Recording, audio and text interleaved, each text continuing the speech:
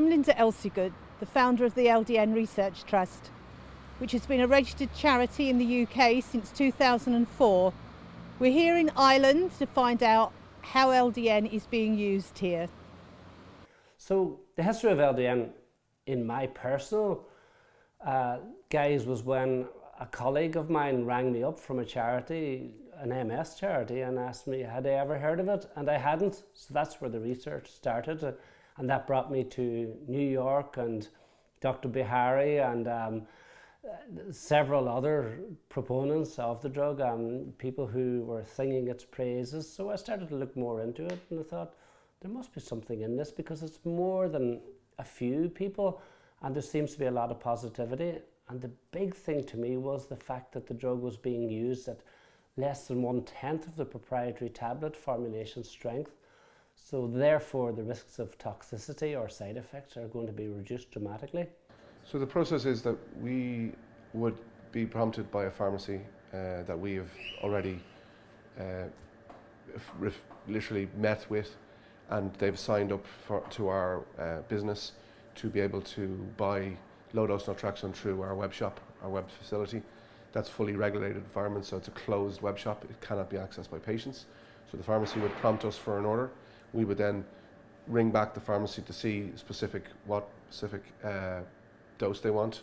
It usually is in the order itself, and it will be a next day delivery to anywhere else in Ireland.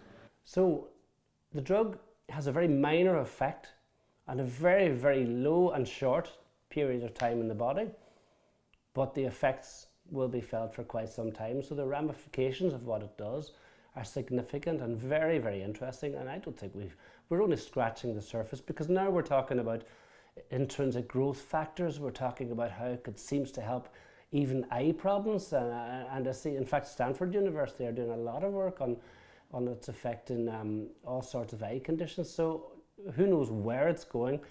It has never ceased to intrigue me and continues to do so. I'm Dr. Edmund O'Flaherty in Dublin, and I have more than 500 patients for over 100 different conditions with using low-dose naltrexone. It is an amazing drug in many ways, really. I can't think of anything else in the same league of it that covers so many different conditions and have so little side effects, and which is very cheap as well. Now, that's a very rare sort of situation in medicine, to get all those things together. And the range of conditions that it can treat is phenomenal. It's well over 100 conditions, and there are people coming to see me with rarities that I never heard of, and they've come across it saying low-dose naltrexone will work for this. You know, if nobody steps outside the box, nobody gets anything different, nobody discovers secondary uses for primary drugs. And therefore people like myself, who would have formulated it when others wouldn't do it, and the doctors who prescribed it, I think they're taking a risk. But if they read up and educate themselves, it's all about education in my view. If you can inform yourself, you needn't be afraid. And this is why I'm not afraid of this drug, and I wouldn't be afraid to take this drug. I'd take a capsule now if I needed to, or even just to prove that it was safe, because I've informed myself that it's relatively innocuous, and yet the effect of it can be so positive. Well, I went to see my doctor. I have a great GP, love him to bits. He's really supportive, he's great. And for a good while he was saying to me, you know, I think you have fibromyalgia. And I was going, no, I don't have enough pain. And then he said, well, do you think you're depressed? And I said, no, but if I keep feeling like this, I'm bloody well going to be depressed. So he eventually got round me to go and see a rheumatologist who was very open to the diagnosis of fibromyalgia, and she said to me, you have fibromyalgia, and she pushed an information sheet towards me, and I just automatically leaned across and pushed it back towards her, and she pushed it back to me, and I pushed it back to her, and she said, what are you doing? You do have it. And I was like, oh, okay. So reluctantly I accepted the diagnosis, and I went on 60 milligrams of Cymbalta, and I started to feel better. But gradually it lost potency and efficacy, I think. And I ended up going to see a guy called Dr. Joe Fitzgibbon. And with him, we looked at diet, and He did every kind of allergy test, and after a couple of months he said to me, you know, he said, there's nothing wrong with you except one thing. He said, you need more medication. What you need is LDN. And that's how I came across it. So he first of all prescribed it to me, and then I went back to my GP and I told him about it, and he said, I've never heard of it, let me look into it. He looked into it and he said, listen, I have no problem prescribing that for you if it's working. Yeah, we had that relationship of trust built already. So he prescribed it. If it became available on the medical card scheme, and it is in a limited way already, there are quite a few patients with a long-term illness getting the drug as an adjunct or sometimes as a standalone treatment, and health boards have at least, the great thing about the healthcare service here is, although there are rules, they're quite flexible, and in many cases a health board official will say, well, it's not costing much and the pharmacist is willing to take responsibility and we have a consultant who's prescribed it. Well then, in that case, let's have a go, let's see, because let's face it, the other option is a very expensive drug which requires 6-month reviews and can have all sorts of liver side effects and antibody side effects. So in many cases you do see people getting it. My experience with low-dose naltrexone began when I went to a conference in Galway where there was a patient who had MS, and he was married to my sister's friend, and he was very enthusiastic that he was taking this new medication of low-dose naltrexone and his MS symptoms had dramatically improved. So I attended the conference with the general public at the time and listened to his story very carefully, and I was convinced that that had a real impact for him. And my main interest, I work as a fertility doctor. I'm a family physician by training, but I've subspecialized into fertility treatment, and I've been doing that for practically 20 years. But I remember thinking, the next time one of my fertility patients comes into me and they have something that is autoimmune, I would be very keen to try that low-dose naltrexone and see clinically, does it help them to feel any better? Because my overall thinking is anything that will improve your general health should also improve your fertility. And as it turned out, it didn't take very long when I had a patient who came in. She had polycystic ovaries, she had endometriosis. She had a successful pregnancy with us, but we were really struggling to get it to work again, and her rheumatoid arthritis was all flaring up. So I said, you know, there's a new treatment we could try for you with low-dose naltrexone.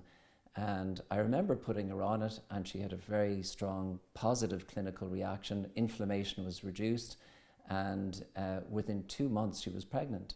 Now, it didn't occur to me at the time that the naltrexone may be having some direct effect on her fertility as well as helping with the autoimmune condition. So it was about, I don't know how much later, before the next person came in who happened to have something autoimmune, that I was ready to try that on again. And when I saw a pattern emerging that they seemed to get pregnant quickly and successfully as a result of being on the naltrexone, then I began to think maybe we should try this for our infertile population as well. So especially in the world of infertility, we go through a process of clinical trial and error. And a lot of the time it's referred to as N+1 trials, where you're aware of what the publications are that are out there, and you say, I know what the publications are, and I know there's no publication in this area, but I'm going to try it on this individual patient and see, for this person, does this treatment make a difference? And you can actually see the impact on a one-by-one basis and try and determine, does a new treatment seem to work for that individual patient you have? So that's the kind of principle I was following. And eventually I found that it's a very effective treatment for endometriosis. So women who would come in very painful periods and horrible premenstrual symptoms, the week before the period begins, they would feel very unwell. And I found if I put them on naltrexone, period pain dramatically reduced, premenstrual symptoms dramatically improved, energy levels came up throughout the entire month, and we found pregnancies occurred more quickly. One of my early patients was a young man who had Crohn's disease, which is a horrible bowel condition where you bleed every day and have horrific pain. So he had been bleeding for 10 years and had been seen by consultants all over the place. and nothing could be done for him. It just didn't work.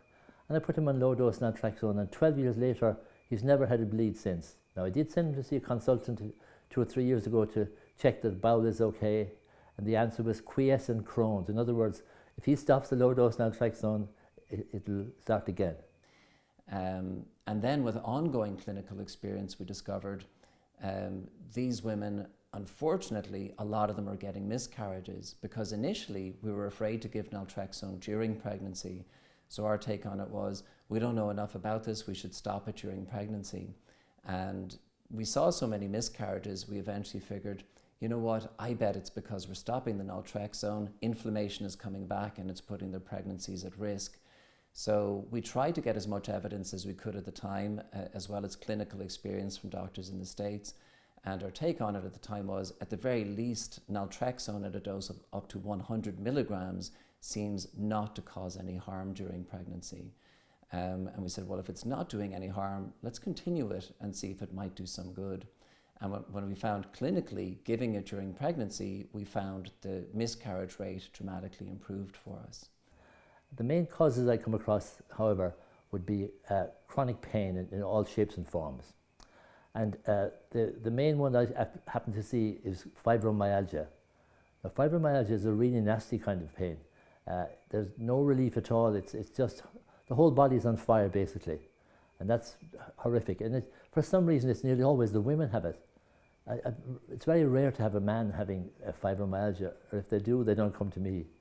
The thing is that the pain level, I ask them, what's the pain level out of 10?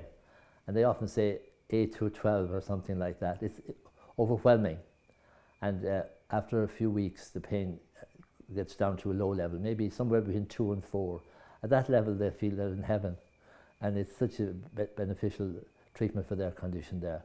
So I have more than 50 patients with fibromyalgia from all over Ireland, from some other countries as well.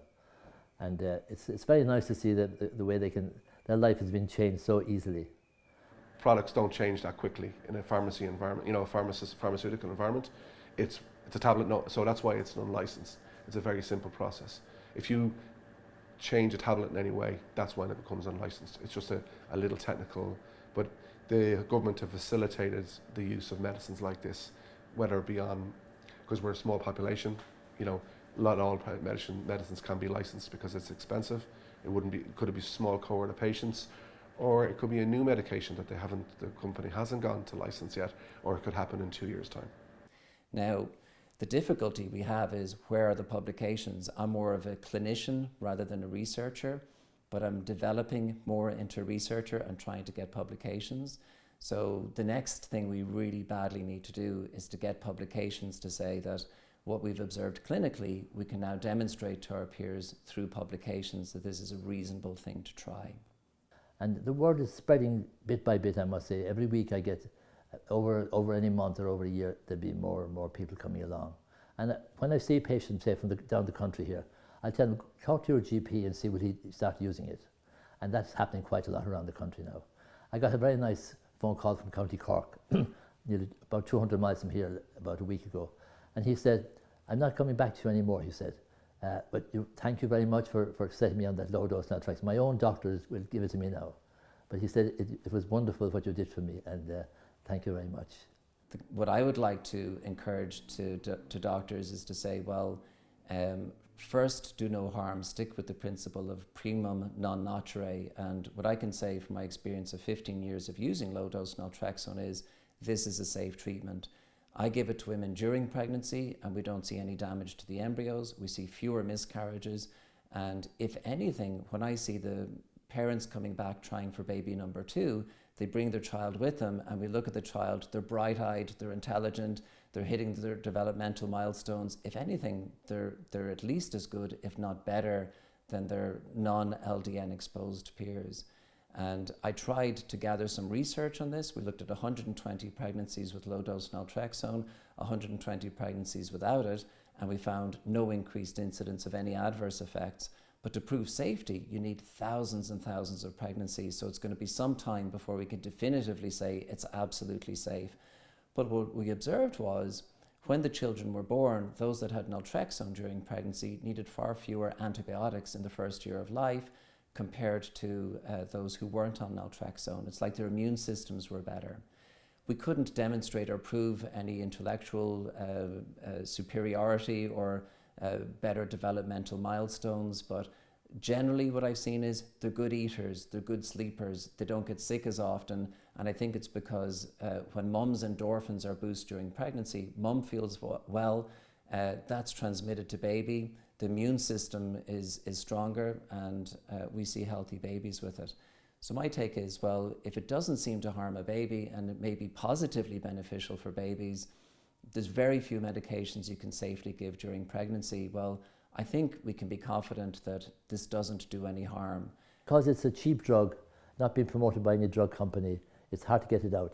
If the doctors could do it and learn all about it, for example, and the sort of work you're doing, for example, bit by bit it spreads around from person to person. But there's nobody putting a big ad in the British Medical Journal. By the way, I looked up recently, a few months ago, how many mentions of low-dose naltrexone in the British Medical Journal. There were only 3 mentions there. And that's just incredible. Well, I started prescribing it for MS. They were my first cases.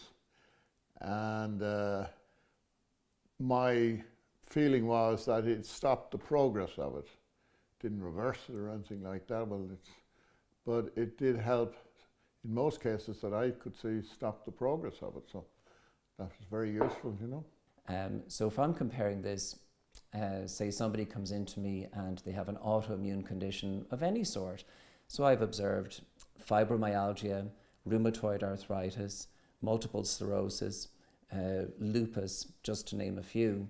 And if the patient comes in and they're told the next step is we need to try immunosuppressive medications because your autoimmune condition is quite problematic. Well, I know straight away there's a list of side effects with immunosuppressive medications that can do harm. Relative to low-dose naltrexone, naltrexone has far fewer side effects. What hasn't been proven to the satisfaction of the general medical community is, does it do any good? Now, clinically, my experience would be between 7 or 8 out of every 10 patients with an autoimmune condition seem to respond positively. So what we need to do is get published data to prove that. But from a very simple perspective, from my N of 1 trial, if a patient comes into me and they say they would like to try this, I'll put up my hand and say, I'm not an expert neurologist. I am not a rheumatologist. I'm not a gastroenterologist. I'm not an expert in a lot of the autoimmune conditions, but I have great experience using naltrexone. I know it won't do you any harm, and we can try it, and you tell me, do you feel the same? Do you feel better? Do you feel worse? And if you try it for the best part of 3, 4, 5 weeks, then you'll be able to know yourself, is this something that's helping your autoimmune condition or not? So my take to my fellow physicians would be not to be put off that this is a off-label use for a licensed medication. So the good thing is naltrexone is licensed and it's available, and any doctor anywhere who has a medical license can prescribe it. But it's just unusual to use this really low dose. We're using less than 1/10 of the official licensed dose that has been proven to be safe. No harm to liver, kidneys or general health, and no restriction on how long somebody can use it at the 50 milligram dose.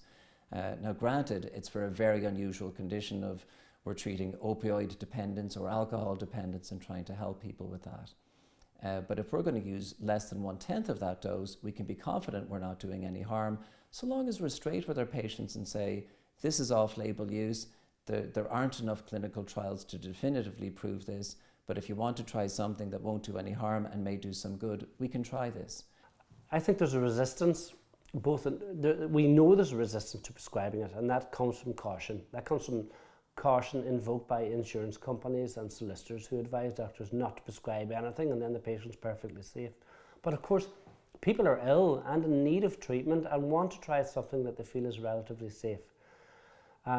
So I think we need to encourage doctors to have a little bit of confidence in trying it. To do that, they have to trust the pharmacist, the drug, and the patient. They have to be sure that none of them are going to come back to them and say, look what you just did. And I think that's where my job comes in. I think if someone asks me, I'll give them an honest answer.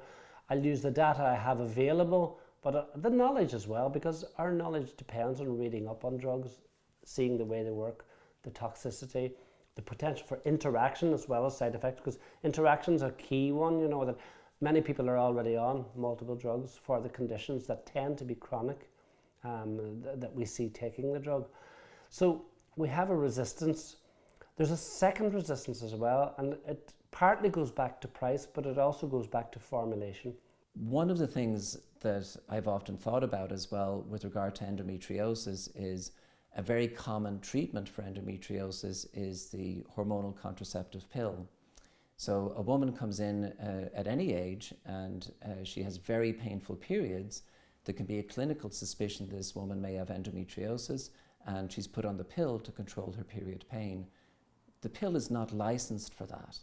So it's off-label use of the birth control pill to use it to treat period pain or endometriosis. So that gives me a degree of comfort to say, well, that's widely used and widely practiced. But what I've observed when I give low-dose naltrexone, we can get very strong positive clinical effects, reducing inflammation, reducing period pain, and I find it superior to hormonal contraception. But it's better for my patients because most of them are trying to get pregnant, so there's little point putting them on the pill anyway. I mean, it's safe. As I say, it's safer than low-dose aspirin, where they're prescribing for half the country, as I say. But they don't know about it. This is the problem. I mean, people come to me, as I say, from all over the country, and they would go back to their own doctor and they'd say, well, will you prescribe this? They've taken it for a month or two. And he didn't know anything about it because it's not, the big companies control all the newspaper, medical newspaper and media. And so you don't ever see any reference to it. So I gave a presentation on low-dose naltrexone in the United States, I think about 5 years ago. And I was asked to give a presentation on the published evidence in favor of low-dose naltrexone. So at the time I thought to myself, well, that's going to be a very short presentation. But to my delight, when I did a search on it, I found that there were nearly 100 publications on low-dose naltrexone. So the published evidence base for naltrexone is increasing all the time, and there's more and more growing experience. The difficulty with regard to publications and low-dose naltrexone is that there's no profit motive behind it, and it is the thing that drives a lot of publications today. If a pharmaceutical company has the capacity to make a profit out of funding a research trial, then the trial gets funded, the research gets completed, and the data is made available. But because there's no profit motive from low-dose naltrexone, there's little funding to do it, and it's self-motivated, more altruistic physicians that tend to take this on. One of the most interesting and best publications that I've seen was by Professor Jill Smith using low-dose naltrexone for Crohn's disease. And she published phase 1 and phase 2 clinical trials. She had very good evidence to show the anti-inflammatory effect in resistant Crohn's disease patients, and she was able to demonstrate how effective it was reducing inflammation and healing Crohn's. And that's published in peer-reviewed journals, and it's placebo-controlled clinical trials. So that's very convincing because that's as good as your evidence gets.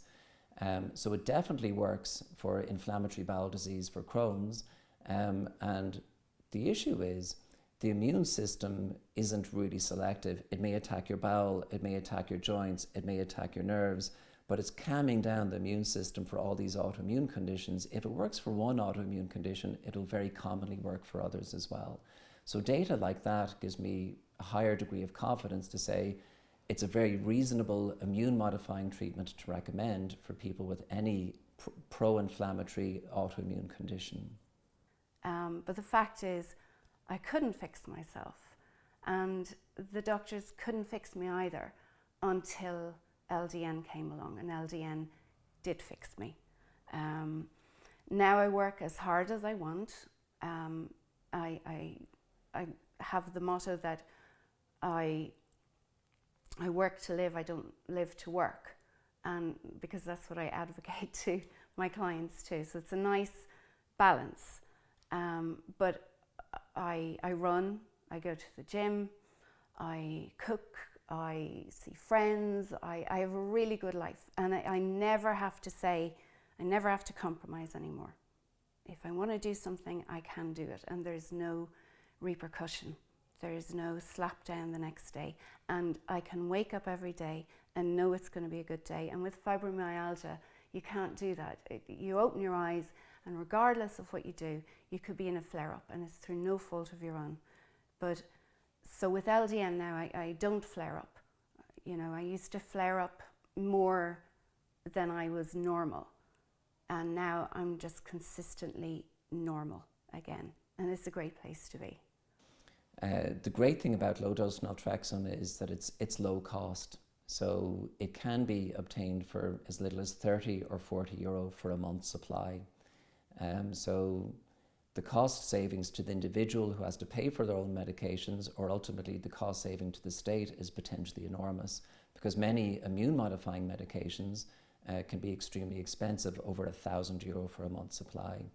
The other issue is, if you take out your immune system with immunosuppressive medication, you're exposing yourself to increased risk of other autoimmune conditions, and potentially even increased lifetime risk of developing cancers.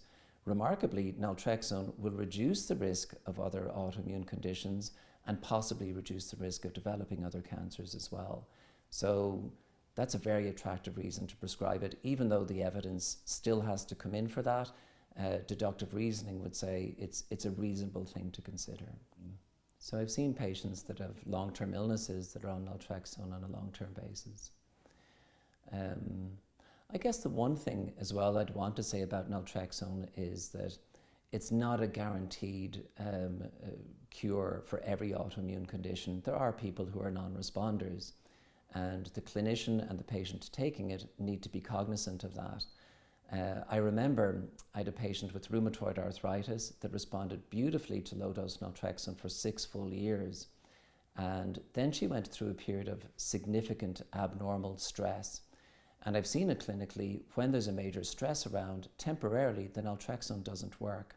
Now the problem with my patient was she never contacted me, and her naltrexone stopped working because her house flooded basically. And it was a major, major trauma and stress at the time. So due to that and all the distress that went with it, despite continuing her medication, it was rendered ineffective. And any doc who's prescribed naltrexone would be well aware of this effect. My advice to people is, if you're getting a flare-up like that, get in contact with your physician, because we do not want the autoimmune condition to flare up. Go for something strongly immunosuppressive like steroids in the short term. Get to your neurologist, get to your rheumatologist, and get on something to suppress your immune system at that time. Sadly, she didn't do that, and she got tremendous damage to her joints that she still has to this day. So for me, the naltrexone was successful and effective, but when the need came for her to take immunosuppressive medications, she missed that opportunity, and she should still have taken them. So I think the important thing for physicians is not to fall into the trap to say low-dose naltrexone is always the solution for everybody all of the time. Use the immunosuppressive medications when you need to. Work with your specialist, rheumatologist, neurologist, whoever you need to, and look at a case of let's do both one and the other, and let's do the best we can for the patient. I've learnt that LDN can be prescribed in Ireland if the prescriber thinks it's of benefit, and in some cases on the national card. Further clinical trials and studies are needed for LDN to become mainstream.